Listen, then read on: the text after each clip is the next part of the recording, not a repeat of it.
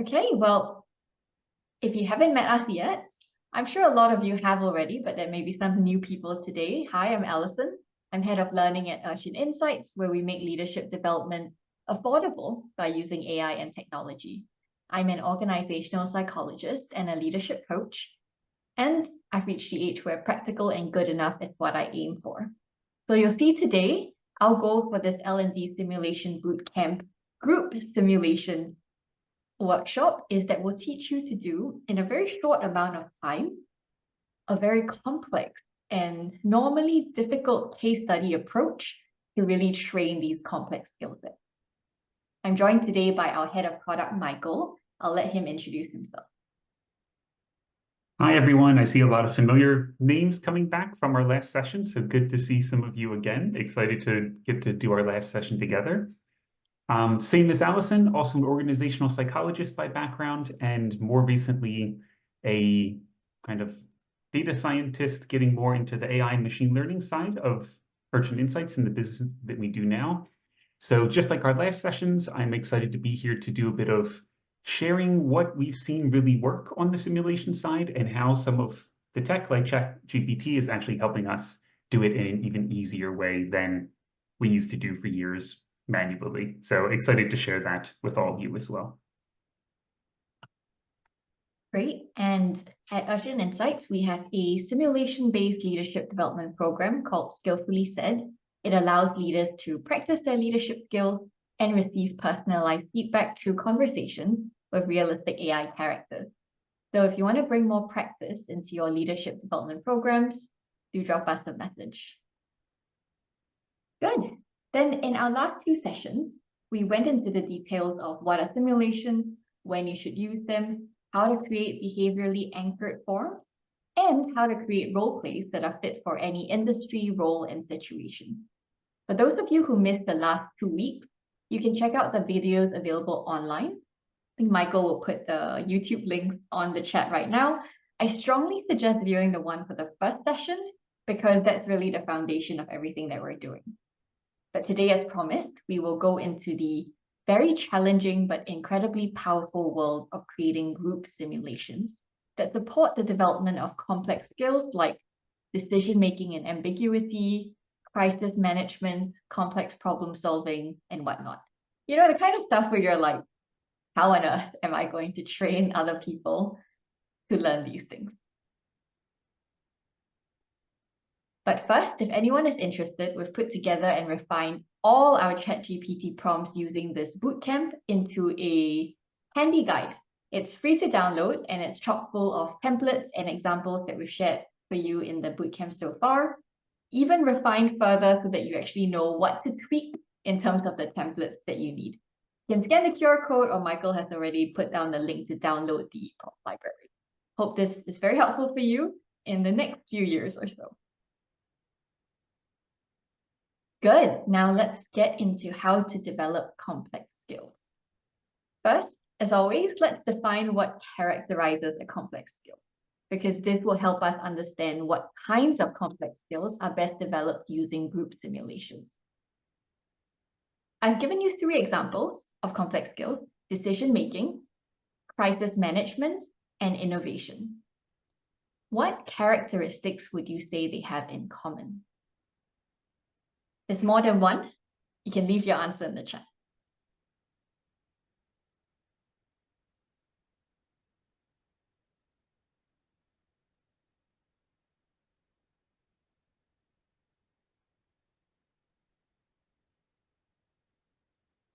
Okay, Janek says time bound.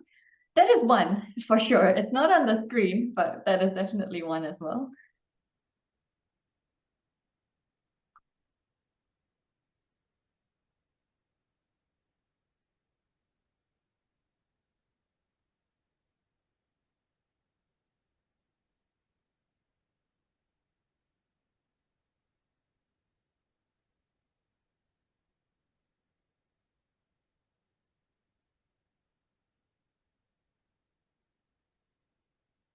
Okay, we're seeing a wide variety of potential answers, and completely agree.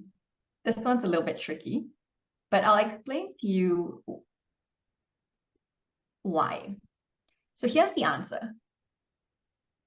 In general, complex skills that are suitable for group simulations, we want it to be ambiguous, where there's no one right answer, right? This is best for then a simulation format where, you don't have a hidden right answer that the group needs to find out.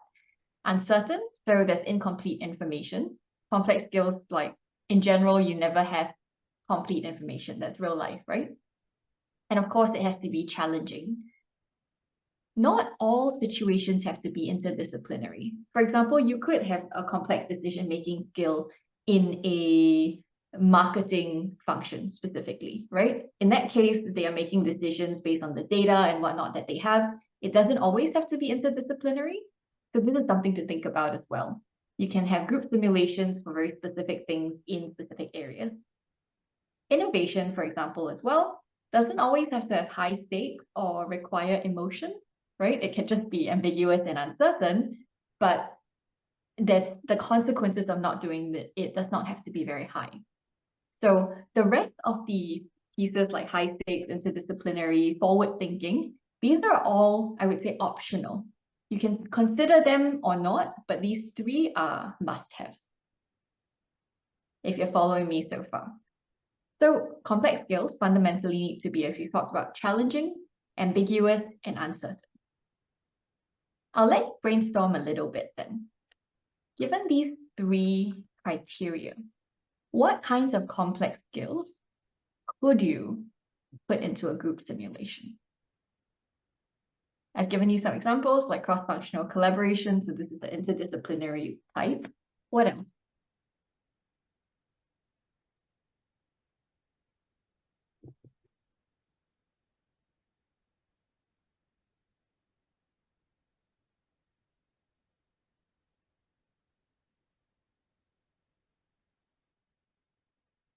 This time there are no right answers. Coaching, yep, potentially, yes. Change management is a very, very good one, yep. What else? Think bigger, think group, right?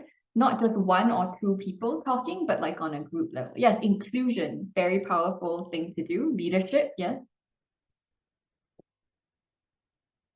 Group conflicts, fantastic. We're getting there, exactly.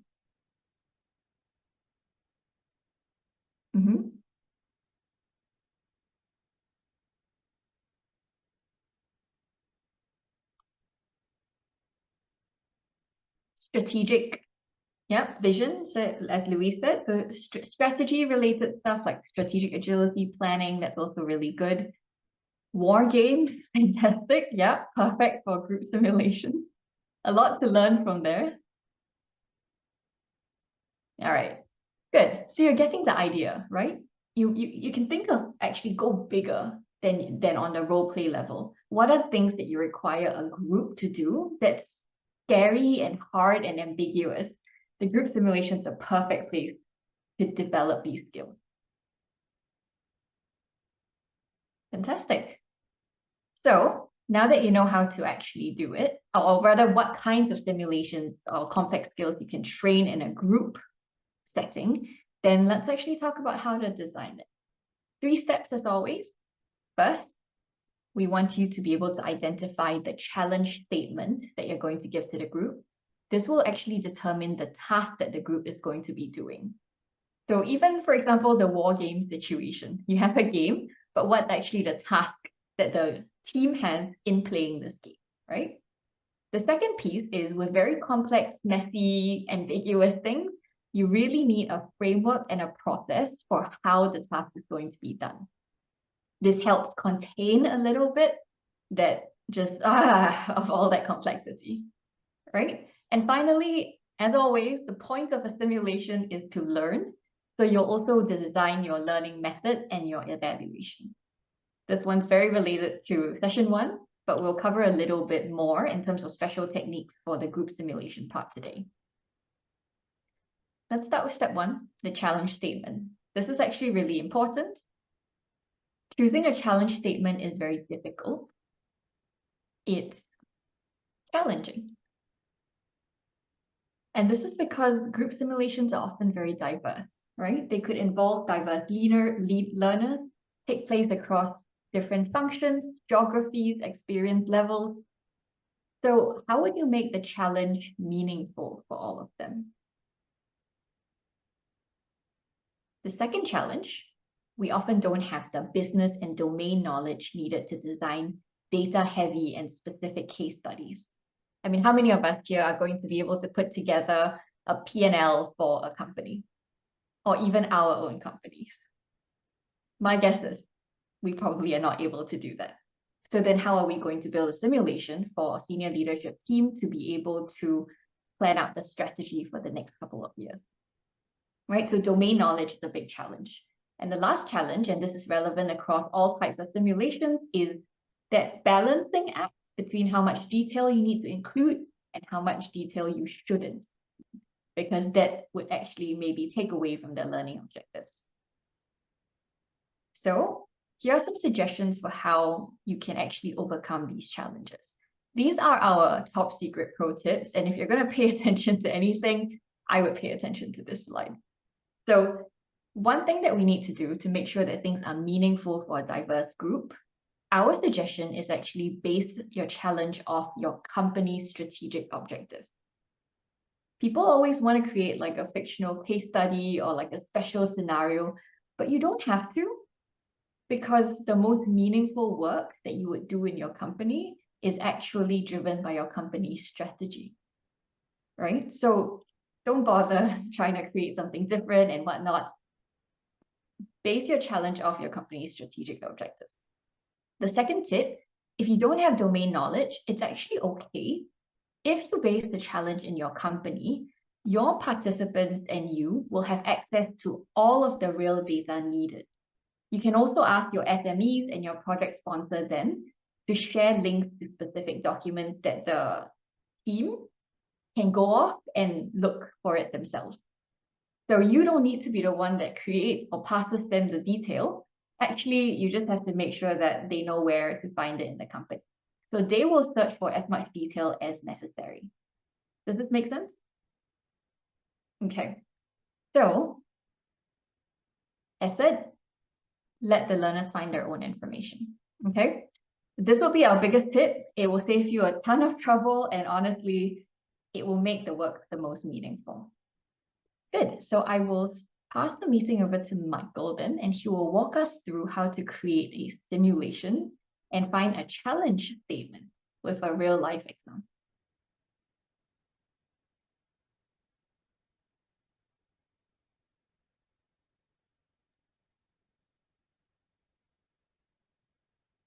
All right, thanks, Alison, for the introduction and to this, and also the introduction to the concept of the challenge statement.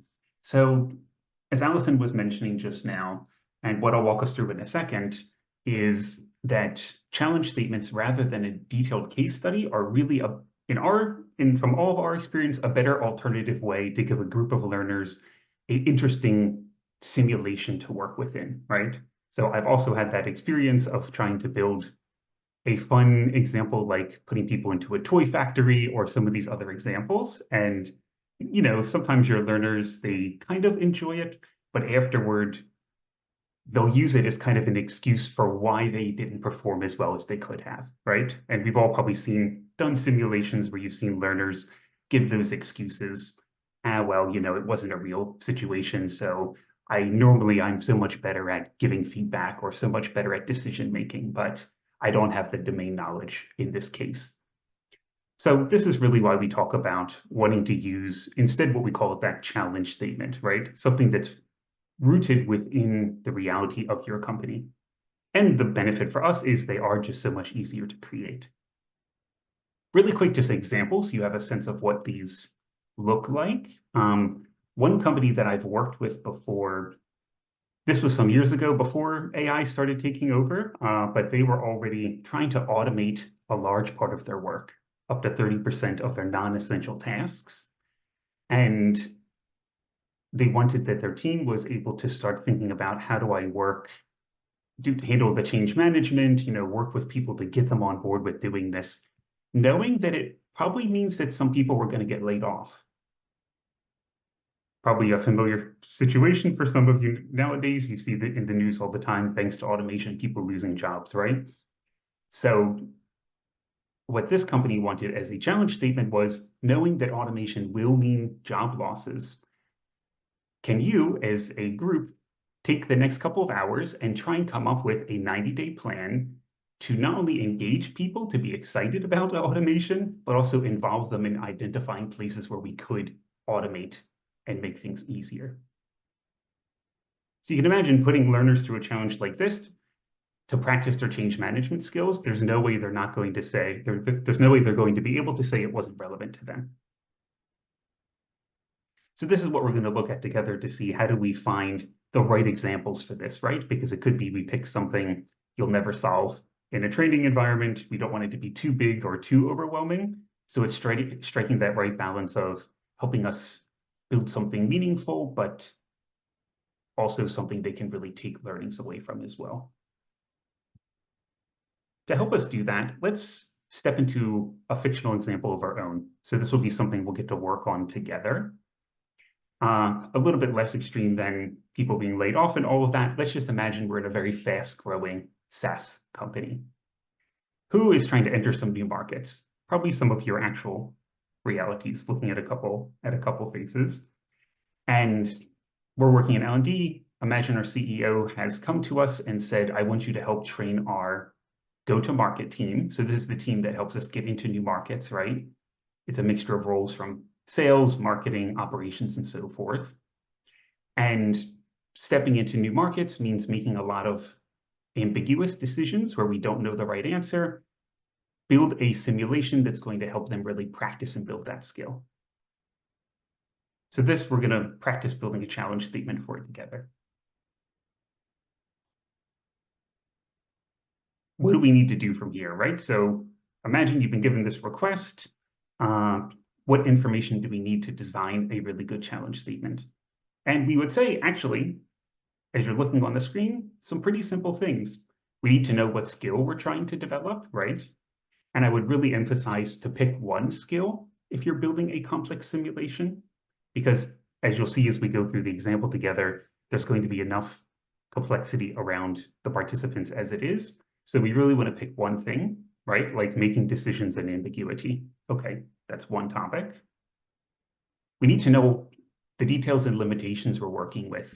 How much time do we have for this simulation? Is it something that we can only dedicate 2 hours to learning, or are we flexible enough to maybe work on something for a whole day, as an example? And then lastly, as Alison already mentioned, the company strategy and details that surround it, right? This is what's going, by understanding where the company's trying to go, in our case, entering new markets over the next 3 years, this is what's going to allow us to really shape what the best challenge statement will be for this group. There it goes. So just as an example, this is what we were just talking about, right? Making decisions in ambiguity is the skill. Let's pretend we get a whole day, which is a luxury for our program. Many of us don't get that time. And then, as we said, some of the strategy and details, entering new markets and so on. Now, for much of my career, for much of Alison's career, at this point, we would sit down, we'd be thinking of the perfect wording. What's a good example for a challenge statement? How do we make this really work? We'd be talking to our stakeholders around it. However, yet again, just like we showed you on our previous sessions, we're now able to really use ChatGPT to help us create some really good examples of, or brainstorm some good examples for what this could look like. So if you don't know what challenge statement might be relevant, you just need to plug in a couple things, right? Our company details that we just talked about, the roles that we're trying to train, the skill we want to hit, that decision-making in ambiguity, and the time frame. And I can show you very quickly if we throw this, of course, I have a filled-in version, right, with a lot more detail. If we throw this into our ChatGPT, as always, and I'll make it a bit bigger because probably it's a bit easier to read then. You'll see that it's automatically giving us a couple brainstormed ideas for what could work over the span of a day, right? working on market expansion strategy, since we need to go into 3 new markets, where at the end, the output they should deliver is something like an extensive plan, maybe thinking about how we can innovate and be more customer-centric in those markets, and so forth. If we really like one of these ideas, what I've also found really helpful, like if we like the market expansion strategy,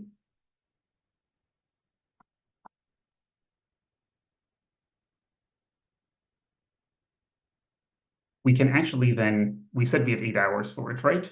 You can actually say, could you give me kind of an 8-hour agenda for this? And it'll even give you ideas for how you could give even more structure to it.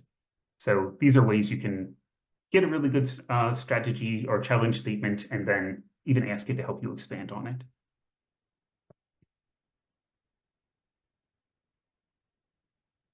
So we'll hold on to this market expansion strategy for the moment, because we'll come back to this then as our example. Really quick note. So imagine that's the topic that we've picked, right? We want to have the group work on how are we going to go into one of those markets. Kind of a side piece from working on the challenge statement itself, but something we found extremely helpful.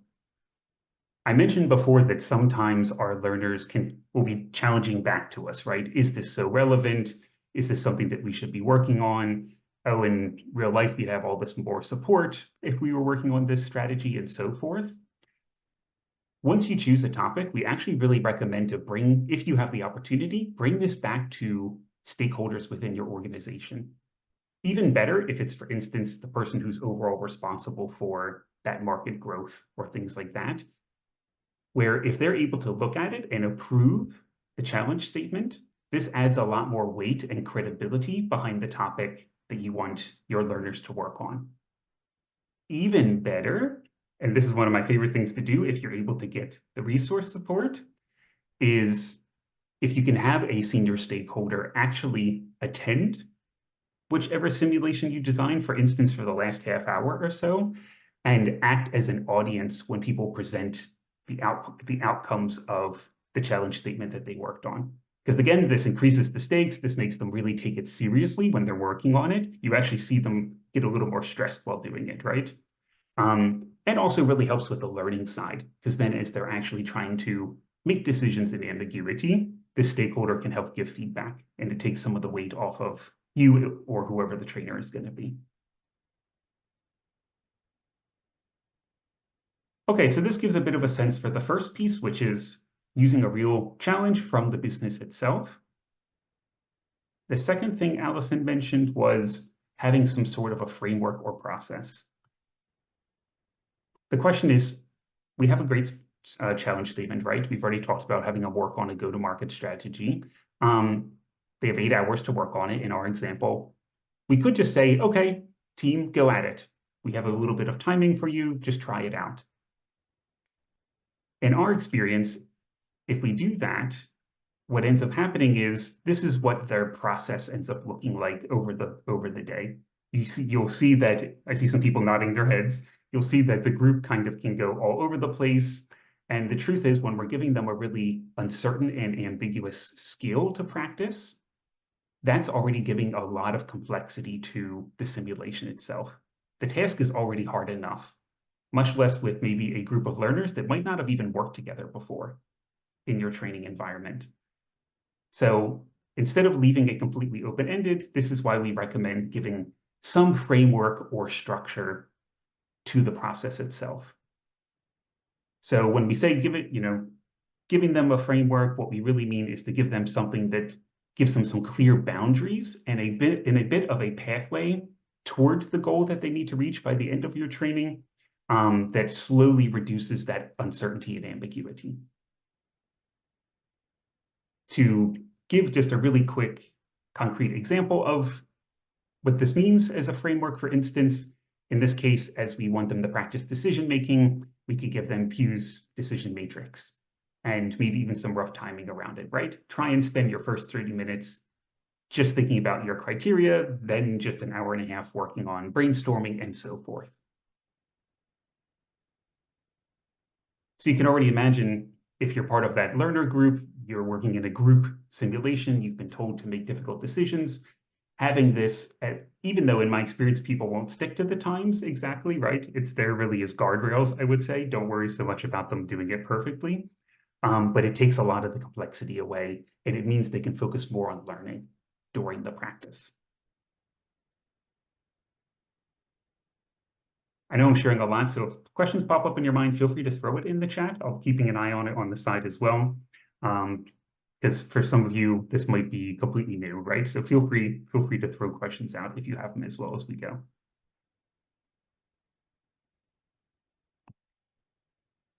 So I mentioned one framework, but how would you decide which decision-making criteria to use when deciding which frameworks to use for your program? As always, we would actually recommend, if you're trying to think of what's a good structure to give, for your simulation, to go always back first to your learning objectives. So you'll remember us talking about these from the very beginning, right? If you imagine for our making decisions in ambiguity, we've determined these are a couple of the things that we want our learners to actually experience and learn about. Then we would try and pick a framework that's going to fit best with that. So I showed you one example. Okay, CD. I showed you one example of a model, but for instance, if you were to see these other models as well, which other ones do you think would fit really well given the learning objectives we've shared?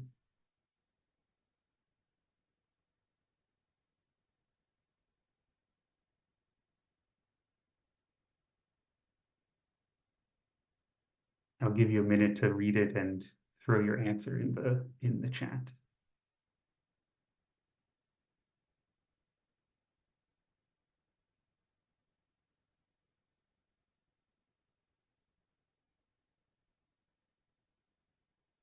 I see decision trees with a question mark, 3 with a question mark. So unlike Alison, who doesn't trick you with her voting questions, I do trick you a little bit. I purposely made the names here a little bit confusing because what I really wanted to point out also with this example is we're not always actually going to know which frameworks make the most sense, right? If it's a domain area you're familiar with, maybe you would know. Maybe you've heard of Pugh's decision matrix before or things like that. But if not, how do we usually approach this? So I'm not crazy. Exactly, yes. Even I already forget what MCDA is and so forth. Yeah, we tend to go with the ones we're familiar with, as Bridget said, right? For years, I would personally turn to Google, right, just to look things up. A couple websites that I've always found helpful have been things like MindTools, Session Lab, or Alison. I'll put them in the chat if you're not familiar with them. These are all great places if you're curious for frameworks that help with group decision-making, conflict, different types of innovation, agile methods with Alison playbook and stuff like that. Those can all be very helpful. So if you're still someone who likes to look at lists and do some filtering and find them, these are some good resources to hold on to. However, nowadays, as you see the theme when working with me on these sessions already, less and less do we need to do all of the Googling ourselves. We honestly can also just ask ChatGPT to give us ideas on frameworks and processes that we can use. So just like before, if we say that we are designing a simulation for a specific audience, we already have our challenge statement. So the challenge we want to have them work on is, use my little marker thing here, is identifying those 3 new markets. And here are my learning objectives, all information we should have at this point. Then this one is actually kind of fun to see how it works with it.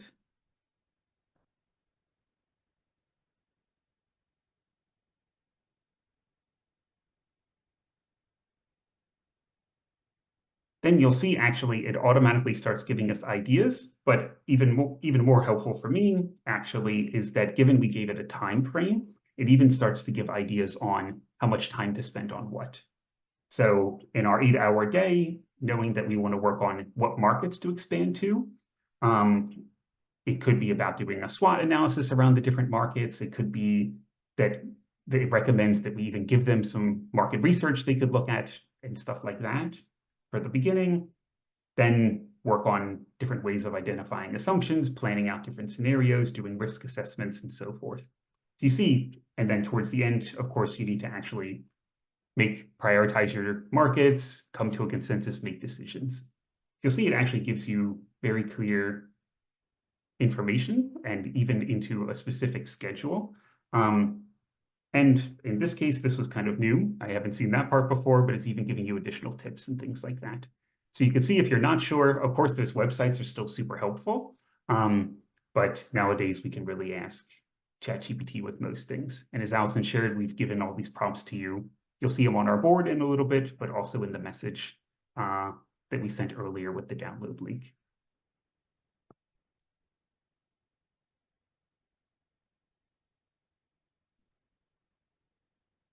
So I'll come back to our page. So imagine now, looking at our story, we've been asked to help this team work on their decision-making and ambiguity.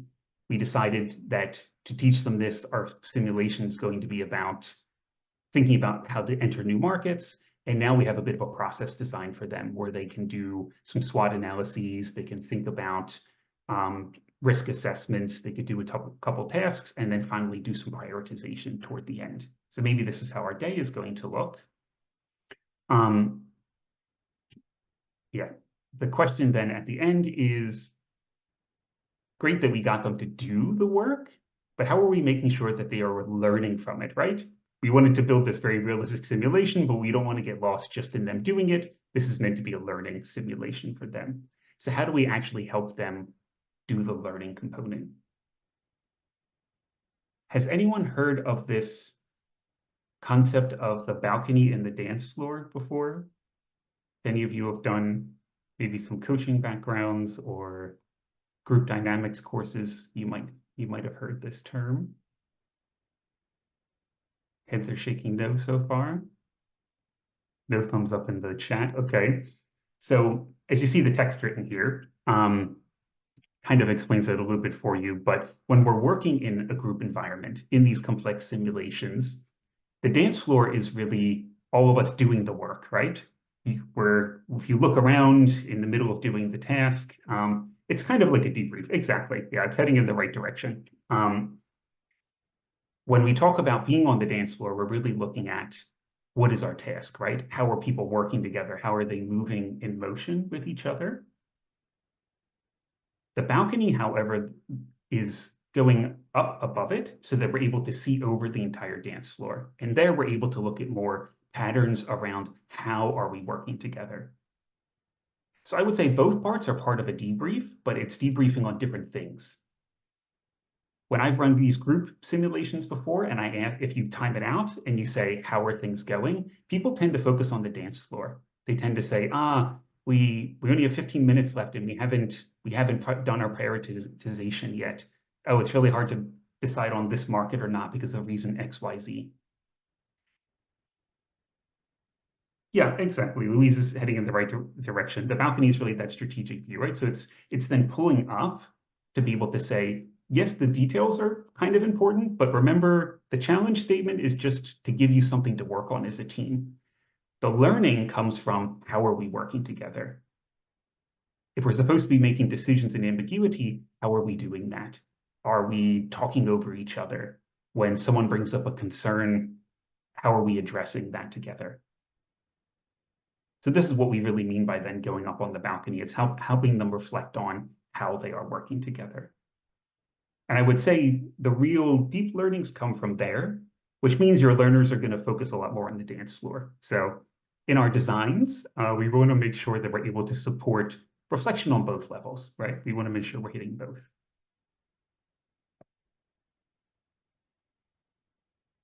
How we do that, if we're designing the program for ourselves, we want to make sure we include some reflection elements within there. Two recommendations we have, both are very simple. First, for those of you who remember bars from our very first session together, if you haven't, we already shared the YouTube links. You can check out the first video from that first session. But for all of these programs, we recommend that as your first step, you design some sort of miniature, small, as we shared, easy to create with ChatGPT observation form, right? Just really a couple short statements on what does good look like. And those bars are focused more on the balcony. It's focused more on what does good look like from the behavior level, right? How we're working together. Sometimes when you do the timeouts, just having people use those forms to kind of reflect how are we doing. And if it's a really good engaged group, they'll instantly be like, we need to have clearer criteria for how we want to make decisions together so that we're including everyone. And let's just get back into it. Let's just do it.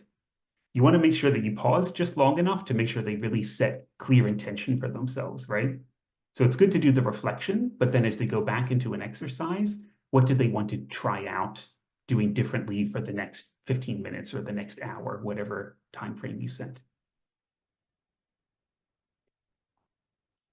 The alternative is, outside of just asking people to fill in a form, is for your trainer or the facilitator, whoever's running this group, it's great to have some reflection questions you can ask that help bring people up to that balcony level. And those questions, the easiest way, if we want to create some example ones to help our trainers as part of the simulation design, is again, going back to our learning objectives. You see in the top right corner, we have an example of one of our learning objectives from before, which is that we want that they learn how to think strategically, consider both long-term and short-term implications. So a really easy, you can take a learning objective and just reformulate it as a question. How have we been balancing these two things in our interaction so far?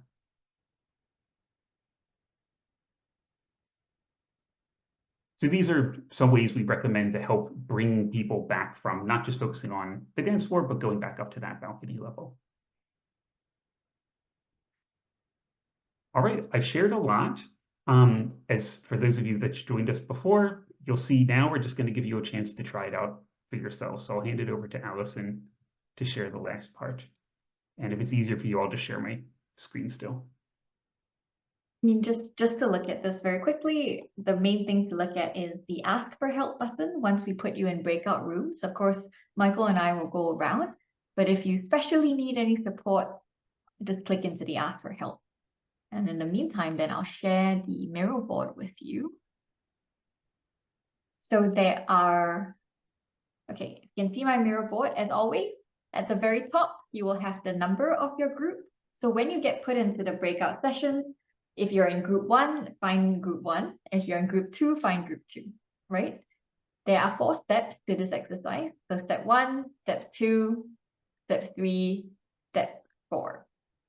The first step is just to get familiar with the details. We've created a scenario for you.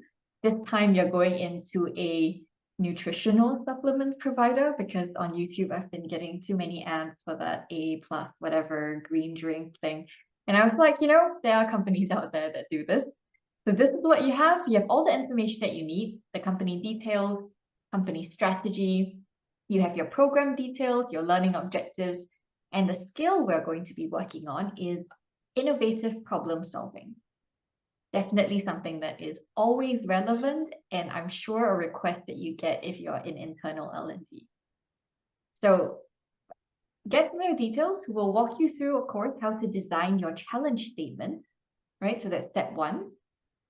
And then design the framework or process. This time you can use all the crazy acronyms so that we are the ones confused instead of the other way around. And finally, design your reflection questions for the balcony. So that's what Michael just shared, right? Based on your learning objectives, what are some reflection questions that you want to share with the team so that they can really think, are we being innovative enough, right? Are we considering future trends? Are we mitigating for the risks that we're going to take, right? So things like that to really teach them and kind of activate that learning. So I'll stop sharing and Michael can put us into the groups. I will also share the Miro board link here. Yeah. I was going to say, congratulations. You're the ones that made it from the hundreds plus that started we're down to 14 and you're the survivors. And I'm guessing you're also the ones that learned the most. So we're very happy to have you. Then congratulations for getting through the L&D simulation bootcamp. I hope we have fulfilled our promise that in 4.5 hours, we have taught you what consultants in our old company learned in 2 years. And we hope that you're all armed with practical and good enough strategies to start building and using simulations in your own companies. Group simulations are terrifying, right? We know that to a certain extent, but they don't need to be. Your job is to build the balconies well, have those awesome reflection questions, and let your learners answer them and tussle and work with them, and they will learn. You just have to create the framework around it.